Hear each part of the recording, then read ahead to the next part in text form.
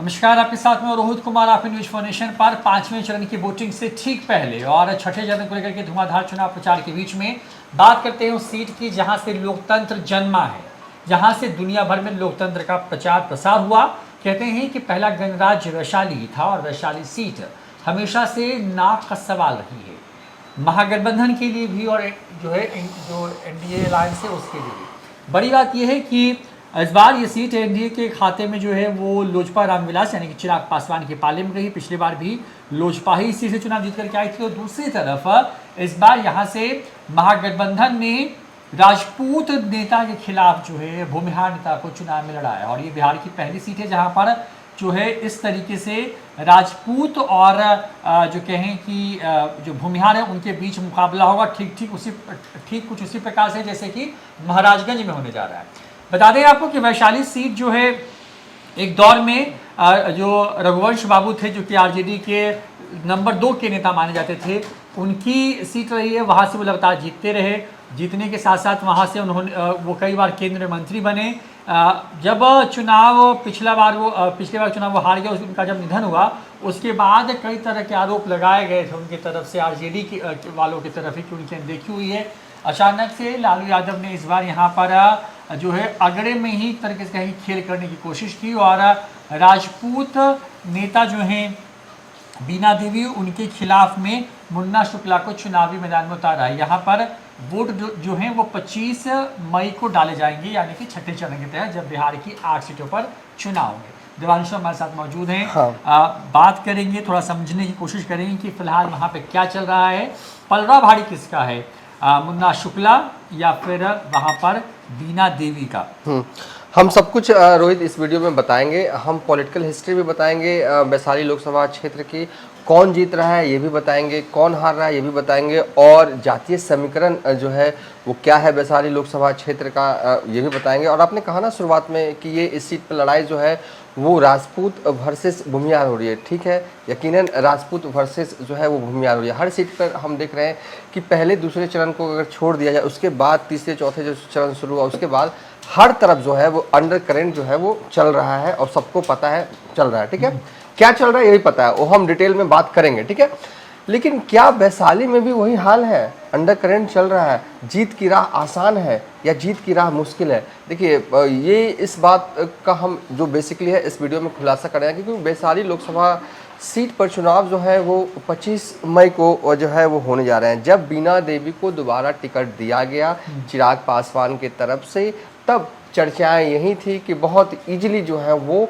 निकाल लेंगे ये सीट। लेकिन जैसे जैसे वक्त बढ़ा, जैसे जैसे प्रचार चढ़ा, तो ये चीज़ें जो हैं वो परिस्थितियाँ जो हैं वो बदलने लगी। आज की तारीख में क्या है परिस्थितियाँ, ये हम सब कुछ बताएंगे, क्योंकि वक्त जो है वो काफ़ी कम बचा है। क्या मोदी मैजिक या कहें कि मोदी नाम केवलम के सहारे जो बीना देवी हैं सिर्फ उस जीत जाएंगी या हार रही हैं, हम सब कुछ बताएंगे। लेकिन सबसे पहले शुरुआत करते हैं, थोड़ा पॉलिटिकल हिस्ट्री देख ले कि वैशाली लोकसभा क्षेत्र में अगर साल 2014 से शुरुआत करते हैं, कौन चुनाव लड़ा, कौन जीता, कौन हारा। तो रामा सिंह उम्मीदवार थे लोजपा की तरफ से, और रघुवंश प्रसाद जिन्होंने आपने कहा ना इंट्रो में कि वो कई दफ़ा 5 दफ़ा वो सांसद रहे हैं, वो चुनाव लड़ते हैं। रामा सिंह 99,267 वोटों से जो है वो चुनाव जो है वो जीत जाते हैं, और रघुवंश प्रसाद को वो 2014 के लोकसभा इलेक्शन में जो है वो चुनाव जो है वो हरा देते हैं रघुवंश प्रसाद को। फिर साल 2019 की अगर बात करें तो वैशाली में क्या होता है, बीना देवी चुनाव लड़ती हैं लोजपा का टिकट पे। रामा सिंह जो है उस वक्त तक जो है वो लोजपा से अलग हो जाते हैं। ठीक है, वो आरजेडी में चले जाते हैं। आरजेडी में हालांकि वो उस वक्त भी नहीं गए थे, 2020 में जहाँ तक मुझे याद आ रहा है कि वो गए थे। हाँ, विधानसभा से पहले बीना देवी जो चुनाव लड़ती हैं, एक और दूसरी तरफ भी रघुवंश प्रसाद होते हैं। इस बार फिर रघुवंश एरा का अंत जो है वो साल 2014 में ही हो गया था, 2009 तक वो सांसद रहे।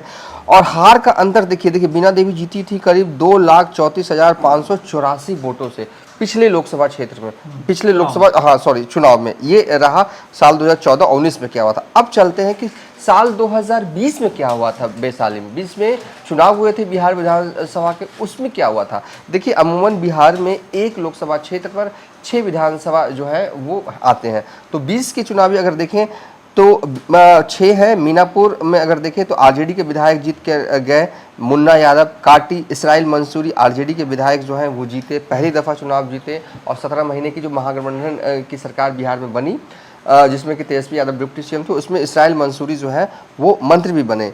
बरूराज से डॉक्टर अरुण सिंह जो कि बीजेपी के विधायक बने, पारू से अशोक सिंह बीजेपी के विधायक बने, और साहिबगंज से राजू सिंह बीजेपी के विधायक बने। ये जीते थे साल 2020 में वीआईपी पार्टी के टिकट पर, लेकिन जब वीआईपी पार्टी टूटी तो ये भी जो है वो बीजेपी में शामिल हो गए। वैशाली से सिद्धार्थ पटेल जेडीयू के विधायक जो हैं वो जीत कर आए।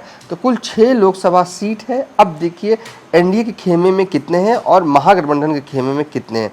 यहाँ से देखिए मीनापुर आरजेडी 1, काटी में मिसाइल मंसूरी 2, और तो ये 2 सीट जो है आरजेडी के पास है और बाकी 4 सीटों पर एनडीए का कब्जा है। बरूराज से डॉक्टर अशोक सिंह, बरूराज से डॉक्टर अरुण सिंह, पारू से अशोक सिंह, और साहिबगंज से राजू सिंह, और सिद्धार्थ से पटेल जेडीयू से वैशाली से, यानी कि 4 सीटों पर विधानसभा पर एनडीए का कब्जा है और मीनापुर और कांटी में आरजेडी है। ठीक है, और चलिए ये हो गया। अब आगे बढ़ते हैं, सांसदों की थोड़ी सूची देख लेते हैं हम।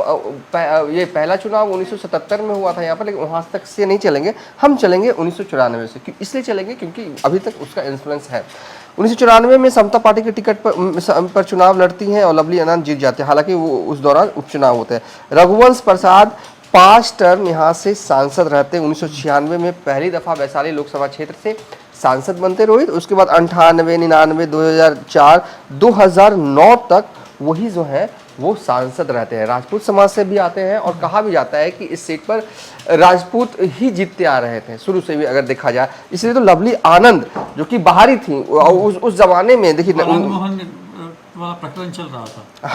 हाँ, आनंद मोहन वाला प्रकरण चल रहा था, और लवली आनंद भी राजपूत समाज से आती हैं और यहाँ चुनाव लड़ती हैं और जीत जाती है। मतलब कि देखिए, मतलब कि कई सीटों लोकसभा अलग अलग लोकसभा सीटों की अलग अलग समीकरण होता है। कोई सीट ब्राह्मण बहुल होता है, कोई सीट भूमियार बहुल होता है, कोई सीट नॉर्मल होता है। लेकिन वैशाली लोकसभा क्षेत्र माना जाता है कि ये जो है वो राजपूत बहुल इलाका, यानी कि राजपूत समाज के लोग लड़ते रहे हैं, जीतते रहे हैं। ठीक है, अब चलते हैं आगे। 2009 तक यहाँ पे हमने दिखा दिया। उसके बाद तो 14 में रामा सिंह आए, 19 में बीना देवी आई। ठीक है, और ये जो है 1994 में जो लवली आनंद, उनका कनेक्शन बीना देवी से क्या है, हम ये भी वीडियो में आपको बताएंगे। ठीक है, यूं ही चुनाव नहीं लड़ी थी 1994 में लवली आनंद यहाँ से, क्योंकि समीकरण उस वक्त बहुत मजबूत थे। और मजबूत इसलिए थे क्योंकि बीना सिंह के जो पति जो है वो दिनेश सिंह, जो कि और इनके जो पति हुए लवली आनंद के जो पति हुए आनंद मोहन, दोनों करीबी दोस्त थे। और बिहार पीपुल्स पार्टी नामक एक पार्टी हुआ करती थी बिहार में, और दोनों एक ही पार्टी के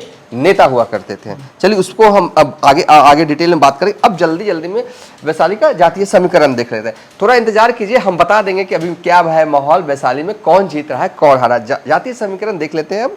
तो चलिए, राजपूत कितनी की संख्या में, देखिए जो भी हम जातीय समीकरण दिखाते हैं, हम हर बार कहते हैं कि ये मोटे तौर पर आंकड़ा है जो हमें वहाँ के बुद्धिजीवी वर्गों से प्राप्त होता है, वहाँ के पत्रकारों से प्राप्त होता है। वही आंकड़ा जो है हम आपके सामने प्रस्तुत करते हैं। राजपूत की संख्या वोटर के रूप में वैशाली लोकसभा सीट पर 2.5 से 3 लाख है।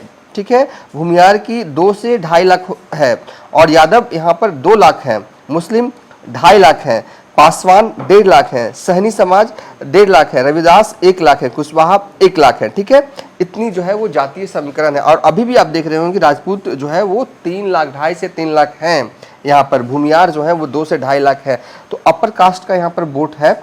और अगर बात करें तो एमवाई भी यहाँ पर अच्छे खासे संख्या में है, 2 लाख यादव और 2.5 लाख। इतनी आबादी जो है हमने जातीय समीकरण में आपको दिखाई, ये है जातीय समीकरण। इस बार लालू यादव ने प्रयोग किया कि मुन्ना शुक्ला को चुनाव लड़वाया। मुन्ना शुक्ला चुनाव लड़ रहे हैं। मुन्ना शुक्ला भी इलाके के लिए जाना पहचाना नाम है।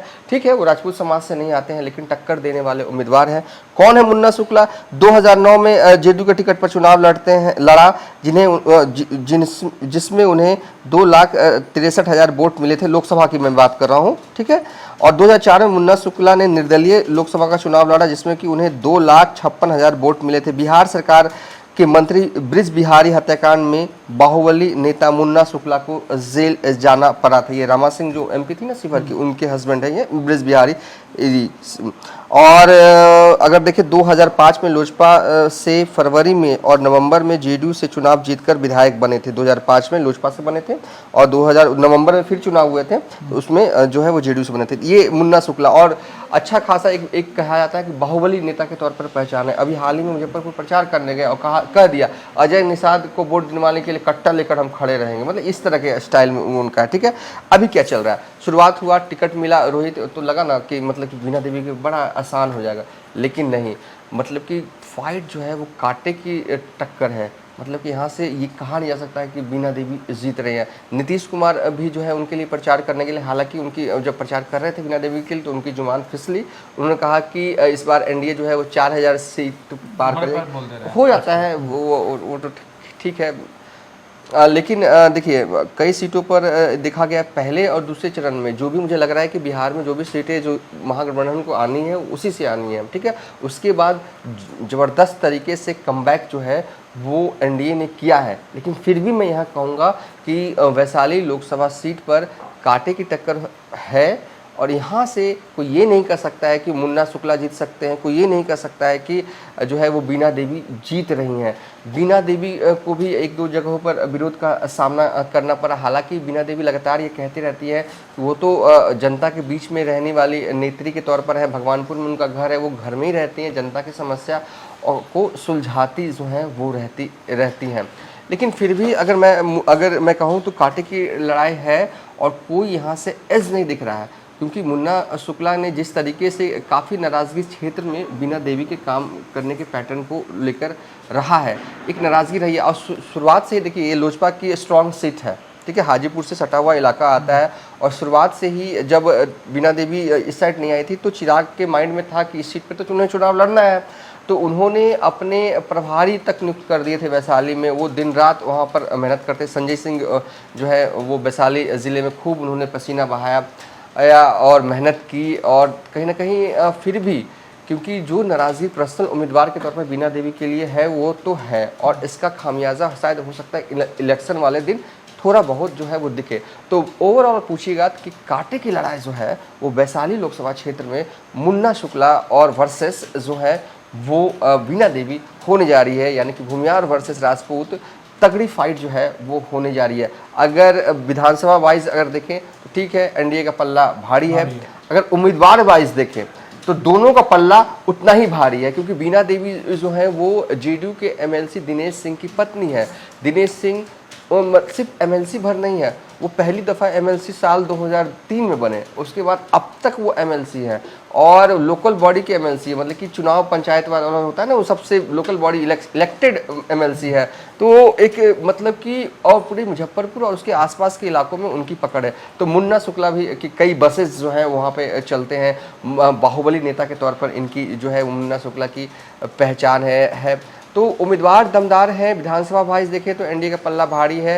निगेटिव जाता है तो पर्सनल उम्मीदवार के तौर पर बीना देवी जो है वो कहीं ना कहीं जनता एंटी इनकम्बेंसी है। अगर वहाँ के लोग, अगर वहाँ के वोटर ये माने ठीक है उम्मीदवार कैसा भी हो, मुझे तो मोदी को जिताना है, मुझे मोदी को वोट करना है, तो ठीक है बीना देवी भले ही लेस मार्जिन से जीते, क्योंकि पिछले बार तो 2,34,000 वोटों जीती थी, वो उस तरीके का ना हो लेकिन जीत जाए। लेकिन अगर उम्मीदवार ने अगर वोटर्स वहाँ के हैं, अगर ये मन मिजाज बना लिया ना बीना देवी तो मुझे बिल्कुल नहीं चाहिए, तो फिर मुन्ना शुक्ला के लिए जाए। और मुन्ना शुक्ला ने बहुत ही अच्छी खासी तरीके से प्लानिंग की, रणनीति की, प्रचार किया, सब कुछ उनके तरफ से अच्छे तरीके से हुआ, कोई गलती जो है उनकी तरफ से नहीं हुई। देखिए ये पूरी कहानी है वैशाली की। वैशाली में इकलौती वो सीट है जहाँ चिराग पासवान ने उसको मौका दिया है जिन्होंने पार्टी छोड़ने के दौरान, जब पार्टी टूटी थी लोजपा, तो उस वक्त वो पारस गुट में चली गई थी। वीणा देवी की बात कर रहे हैं। वीणा देवी यहाँ से मैदान में फिर से लोजपा पर चिराग पासवान ने भरोसा जताया है, चाहे खगड़िया की सीट हो, समस्तीपुर की सीट हो, इन जगहों पर जो है प्रत्याशी बदले गए, लेकिन जो है वो वैशाली में प्रत्याशी को कंटिन्यू किया गया है, ये एक अलग बात है। दूसरी तरफ जो देवांशु बता रहे हैं कि लगभग वोट शेयर जितना राजपूत वोट बैंक है उतना ही भूमिहार वोट बैंक है। अब देखना पड़ेगा कि अगड़ी जाति का वोट किसके पलड़े किसके पक्ष में जाता है, उस हिसाब से चीज़ें बहुत तय होंगी। चुनाव को लेकर के प्रचार के अंतिम कुछ दिन बचे हुए हैं, वहाँ पे जोर शोर से प्रचार चल रहा है। और बिहार में जब छठे चरण के लिए वोट डाले जाएंगे तब उसमें 2 सीटें ऐसी होंगी जहां पर भूमिहार वर्सेस राजपूत की लड़ाई दिखेगी। एक वैशाली की सीट, एक महाराजगंज की सीट। अब वो वैशाली का किंग कौन होगा, ये देखने वाली बात होगी जब चुनाव होंगे। जैसे जैसे हमारे तक जानकारियां निकल के सामने आएंगी, जो तस्वीर साफ बनती जाएगी, उस तस्वीर के हिसाब से हम आप तक जो है पूरी बात आपको हम बताते चलेंगे। फिलहाल इतना ही देखते रहिए न्यूज़ फॉर नेशन। नमस्कार।